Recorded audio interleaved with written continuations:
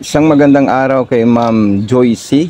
Okay? So, Ma'am, ito po ma'am yung ating sewing machine po ma'am. Ito po yung pa-freebies natin. At saka yung mga pressure foot natin at saka isang screwdriver. Ito, ituturo ko sa iyo kung paano to gagamitin ma'am. Okay?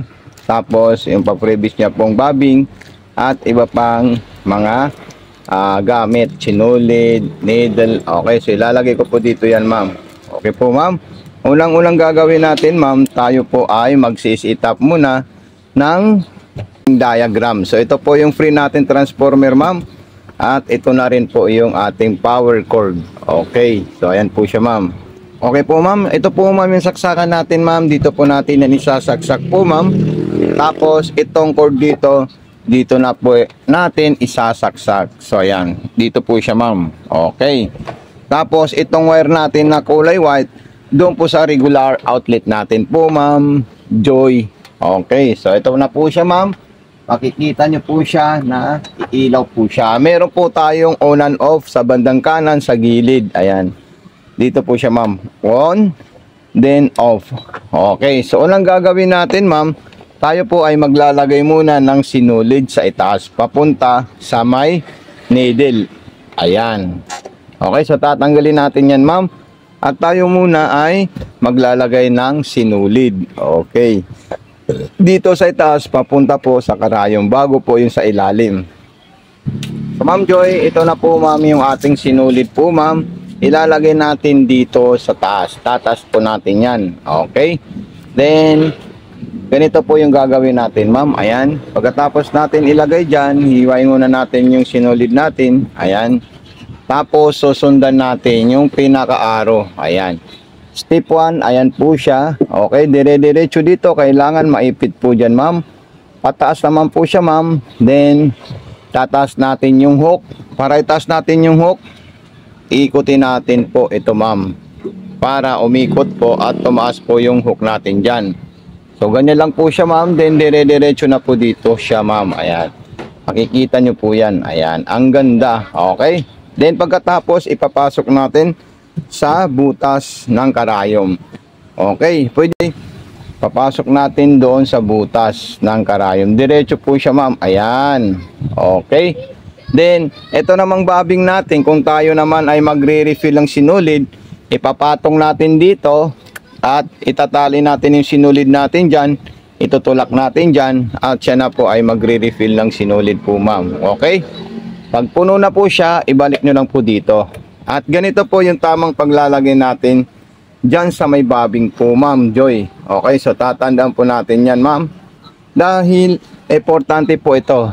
Ayan, para hindi po magtuhog yung sinulid natin. So ayan po siya ma'am. Gaganyan lang natin siya ma'am. Ayan. At ikutin natin yung hand wheel. Asan po yung hand wheel? Tatandaan nyo po ma'am.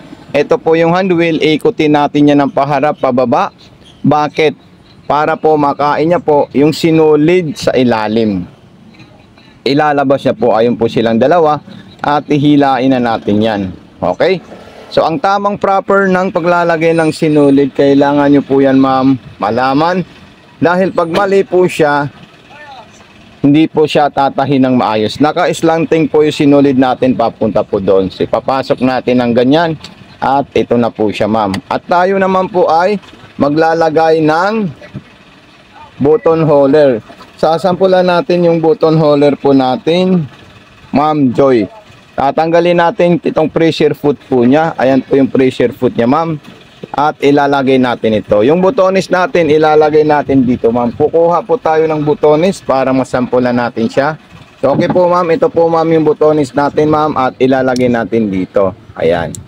Okay. Pag nailagay natin dyan, tatanggalin natin siya. At yun na po yung sukat na gagawin niyang button holder. Ayan. Button holder muna tayo ma'am. Okay. So makikita nyo po, mayroon po akong ibababa dito. Ayan po siya. At kailangan dito sa pagitan na to ng dalawang letter L. Ayan po siya ma'am. Oh. Kailangan dito sa pagitan na to dito ma'am. Doon po natin siya ilalagay. Dito ma'am. Ito. Dito natin ilalagay yung binababa doon po ma'am. Ito po siya ma'am. Ayan. Tapos dito tayo maglalagay ng butones. Okay? So kung mayroon po kayong katanungan, huwag po kayong mahihiya mag-message sa mga social media account namin ma'am. Okay, so ayan po siya ma'am. Then,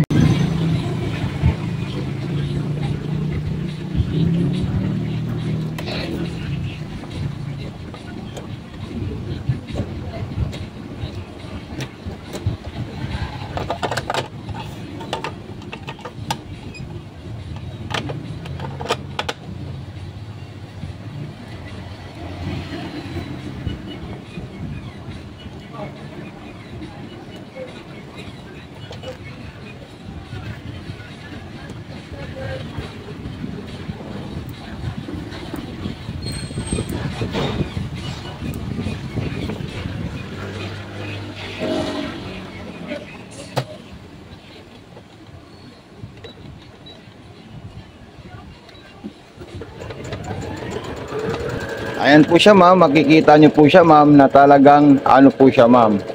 Ayan, okay. Then, abante naman po natin siya ng konti. Ayan, so ayan o, ang ganda po ng performance ng button holder po niya.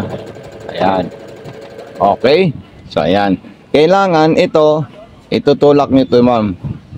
O paabante, paatras po siya ma'am. So tingnan natin yung ginawa po niyang button holder. So ito po siya ma'am oh. Ang ganda at napaka-perfect po siya ma'am. Okay? So ganyan lang po siya ma'am, kadaling gamitin po ma'am. Then ulitin natin ma'am ha. Ulitin natin siya sa button holder. Ayan. Huwag nyo lang po siya papabayaan po ma'am. Kasi totally talaga kailangan natin siya itulak. Itong button holder natin po ma'am Joy. Okay, ulitin ko ha. Ayan. Lalagay natin yung tela natin ma'am. Ayan. Tapos, bababa natin ito ma'am. Ayan. Okay. So, itutulak natin doon pagkatapos natin ma'am. Ayan. Tingnan nyo po siya ma'am. Ayan. Tutulak natin dyan. Then, babangga naman po doon. Paabante naman po siya. At itulak natin doon ulit. Ayan.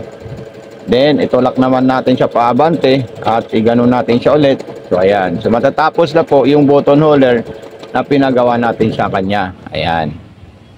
So, tingnan nyo po siya ma'am, talagang napaka-perfect talaga ng button holder nito ma'am. Okay? So ayan, napaka-solid po siya ma'am at napakaganda. Basta ito po ma'am, bababa po natin ito ma'am, paatras, paabante, paatras, paabante. Dalawang beses po siya babangga doon, pero kailangan natin siya itutulak ng ganito at itutulak ng ganun para moderate po yung paggawa niya ng button holder. So ngayon, nakuha natin yung button holder natin. So ilalagay natin yung, itataas muna natin yan at ilalagay natin yung pressure foot niya po ma'am. At ito po ilalagay natin dito siya ma'am. Okay? Then ilalagay natin ito yun ma'am. Okay. Tapos magsasample na po tayo ng mga design na gusto natin ma'am. Ayan. Ito si gusto natin, straight line, so 00 at saka 01. So, babaan natin yan. Ayan, matatayo 01. So, ayan po siya, ma'am. Okay, dito naman po yung reverse niya po, ma'am. Long press. Ayan, atras na po yan, ma'am, kusa. Then, sa zigzag naman, pipili naman po tayo kung anong klaseng zigzag ang gusto natin. Pwedeng number 3, pwedeng number 2. So, kung gusto niyo po mas malapad po yung zigzag niya, so ito po siya, ma'am. Ayan.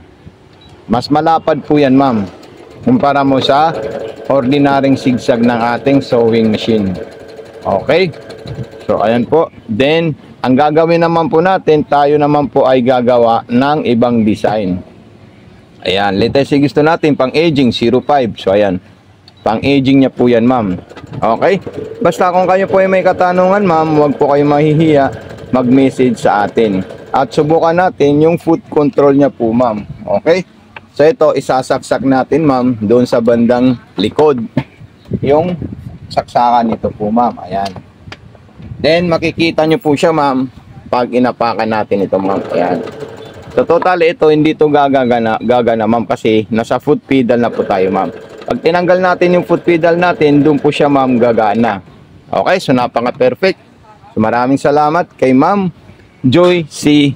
God bless and more power po ma'am. Kompleto na po yan ma'am. Andiyan po yung code niya. Dito na rin po yung freebies natin. Thank you so much. God bless and more power po ma'am.